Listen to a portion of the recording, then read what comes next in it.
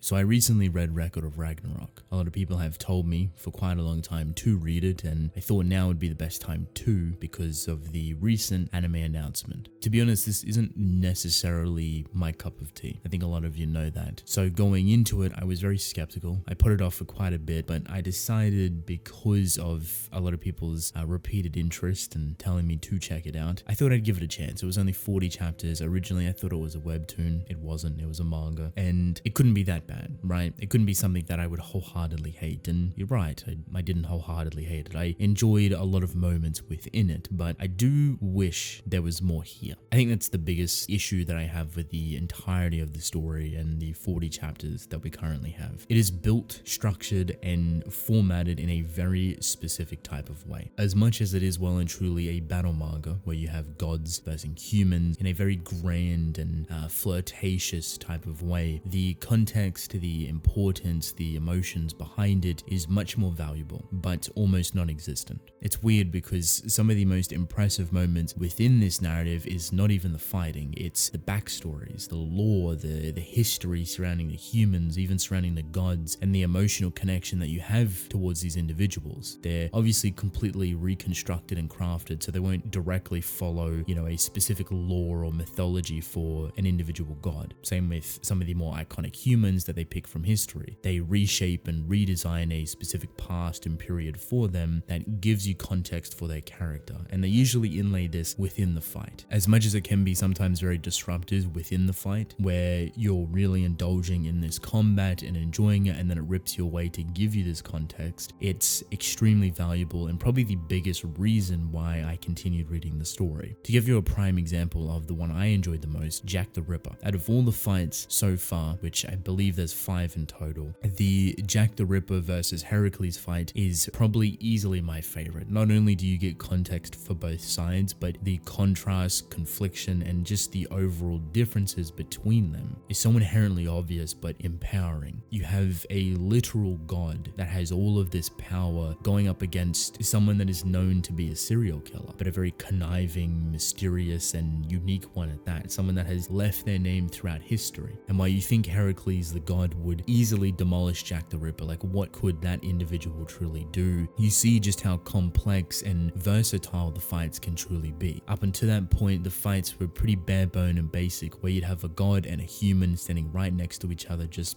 battling it out. There wouldn't be much movement. They would basically stand 6 feet apart from one another, and that's about it. But this was the first time within the story that they took it to a whole new arena. They gave a nice backdrop of a late 1800s London just to give this authenticity to the Jack the Ripper fight. For me, this is easily the most impressive fight within the story, because the reason why it's so valuable, the reason why it has so much impact and empowers both different sides and directions, and it really kind of tears you down the middle on who you want to actually cheer for, is because of that valuable context that comes into play. You get a backstory and lore for Jack the Ripper as a child, why he became the type of person he was, what he went through as an individual, and it's extremely hard hitting. It caught me from left field. As much as it only realistically lasted for a very small amount of chapters, maybe 1 or 2, it was enough to really give you an understanding for why Jack the Ripper is the way he is, why he acts the way he does, why he sees things the way he does. But it also emotionally connects you to him. You actually feel sorry for him. But then not long after that, they do the exact same thing for the god, Heracles, and how he came into existence and what that represented. So you have 2 incredible individuals with incredible backstories and lores, and you really don't know who you want to cheer for. You don't know who you want to back within either corner. It made for easily probably the most captivating fight, especially because of how much movement, usage of terrain actually took place. I think that's one of, if not the biggest problem that Record of Ragnarok has, is that its focus on combat has only started to get better over time, which I guess isn't actually a bad thing, but more so towards the beginning, everything was very still. It relied heavily on the anticipation and the climax before the clash. It would build up this very high tension, have these 2 characters clash, and then everything after that would be unimportant until it started to do it again. And it does definitely do this still with the Shiva and Raiden fight, but it's not as tunnel visioned. In that department, I feel I'm at fault myself for knowing the little bit I did about Record of Ragnarok before I went into it. I knew it was a battle manga. I knew it was about fighting, so I was expecting expecting some pretty top tier choreography. And while there is definitely decent stuff within here, majority of the time it really is just the climactic or tension build up over time. It really doesn't help that you have a narrator over the entirety of the fight that truly throws you off, or at least for me, that was the biggest issue I had. That narrator tries to force you throughout the action and tries to make you gloss over things because you're trying to pay attention to this action that's unfolding, which is very minuscule, and they try to gloss over it itself, but then it's even pushed further and quicker using the narrator, trying to reiterate every single thing. But the weirdest thing about it is that they would double down, sometimes even triple down on the person explaining it. So not only would the narrator explain what's going on, even though we can visually see it, you would have other gods, other humans, or whatever it may be, explain what is also going on. And I was very confused on why they would even do that. It's almost like both the artist and the author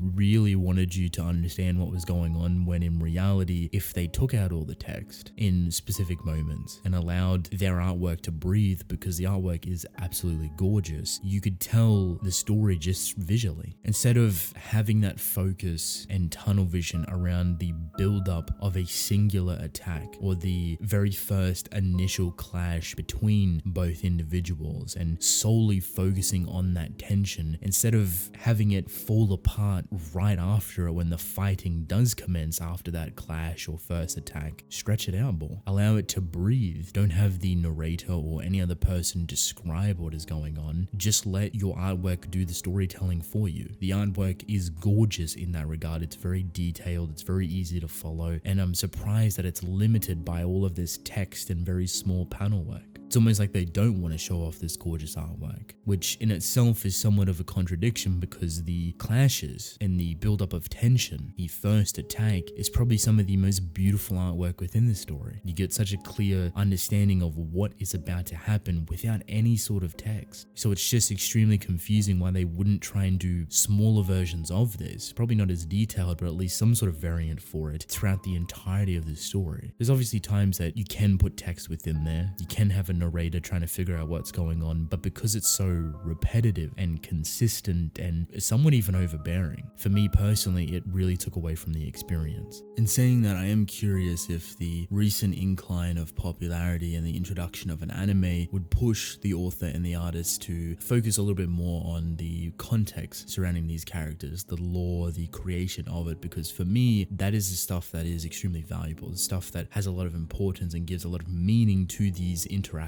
or these fights in general. And it's not to say that they're doing a bad job now. I think with a little bit more coherency, because it does come off as just a story that focuses on the fighting first and foremost, and definitely just throws you into the action, which is not a bad thing at all. You definitely get what you somewhat expect, but in the long run, I feel like it would go a long way to expand upon a lot of these plot threads and these laws, connecting them together and exploring different avenues. I think the creation of them, the interpretation, and just the overall enjoyment you get from this context makes the fight in itself a much better experience. And I'm hoping over time it overflows into the greater narrative and its overall focus, because it definitely doesn't hold back in how quick it kind of wants to go through certain things, or how it forces onto the next fight so incredibly quickly. As much as it may sound like I have a lot of negatives for Record of Ragnarok, I think the overall experience is rather enjoyable. As long as you don't expect anything grand or some very coherent storytelling or narrative that has this big ulterior meaning or some sort of amplification in waiting for a plot twist, you get what you somewhat expect. A battle-orientated manga that is between gods and humans, and how crazy and over the top and escalated it can truly get. In that sense, it's definitely enjoyable. The parts that I valued, once again, was not actually the fighting, it was the lore surrounding these characters and how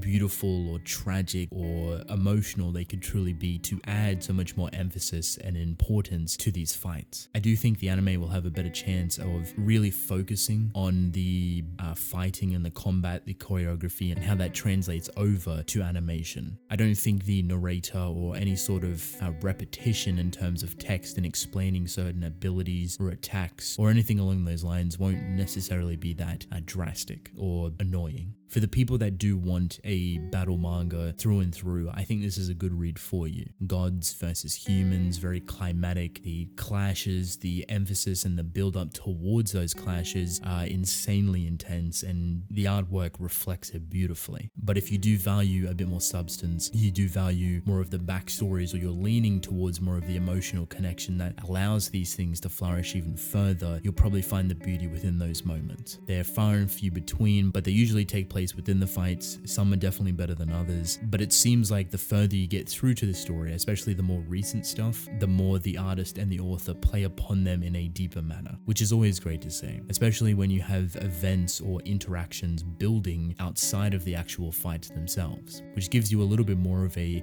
broad scope of the whole situation. Different characters that aren't even in the fight itself or have yet to be shown. I do believe they are expanding upon a lot of different things, and the way they're going about it with the more recent stuff is very enjoyable. I'm definitely interested to see how the anime handles it. I feel like it's going to have a lot better time translating the manga to animation, just with the fighting in general and how they can put a lot of focus on it, and hopefully they do a good job with it. I think Record of Ragnarok has taken a lot of people by surprise. It's genuinely an interesting concept, and it's something that with time and with emphasis can be explored in so many incredible ways, with the lore and the creation and the backstories for some of these gods, and especially the human side as well, giving them a whole different meaning and interpretation to individuals that you most likely know of, but giving them a completely different backstory or origin to what you would originally expect. If you're into battle manga that somewhat just solely focuses on fighting and the pure intensity between two very extremely powerful individuals, I would highly recommend Record of Ragnarok. I think a lot of you will undoubtedly enjoy it. So with that being said, that is basically it. If you have read Record of Ragnarok, or if you're waiting for the anime, let me know how you feel. Did you enjoy the fighting? Did you enjoy the lore? Did you dislike certain aspects? Similar to myself, I'd love to hear your thoughts. But I want to thank you all for watching. Hope you enjoyed. Drink plenty of water, and I will see you within the next one. Goodbye.